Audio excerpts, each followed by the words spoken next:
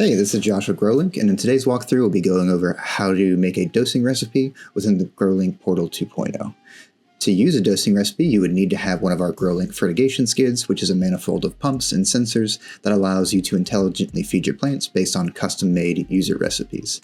To start, you'd log into the Growlink Portal 2.0 and then go to your central feed system. In this case, we'll go to our example controller that's been set up as a central feed system.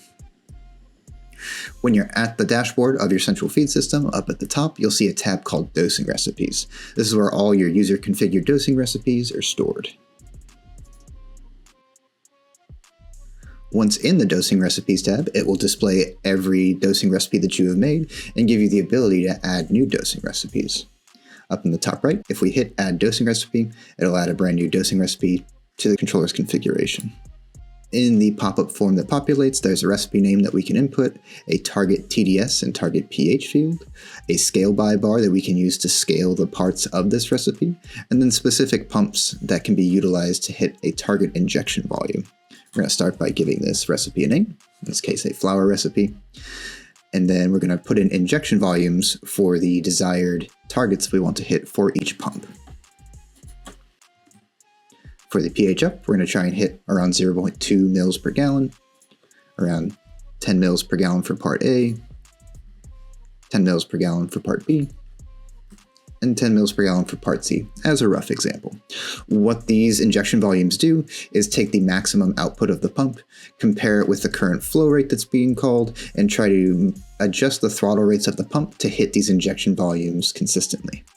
If we move the scale by bar up and down, we'll note that the actual injection volume being called in the recipe does change by that amount.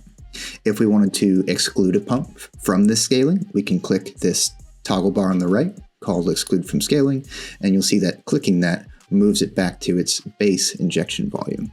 This can be very handy for making small tweaks to an existing recipe so that you're able to hit your desired target. Once you have your dosing recipe dialed in, you could specify a target pH or a target TDS value so that if there's any slight variations in your base water, if you're using, say, charcoal filtered water or city water, that an algorithm can then slightly adjust these injection volumes over time during a feed to hit the desired TDS value. It's important to make sure that your dosing recipe is dialed in before setting these targets, as these are just a way to nudge these injection volumes in the right direction and not a substitute for setting up a properly configured dosing recipe.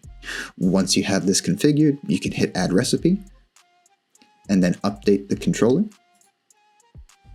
which will then push this configuration of a new recipe to your central feed system, and you can make subsequent rules that calls this dosing recipe in an effort to ensure that this dosing recipe hits your desired TDS and pH requirements for your feeds.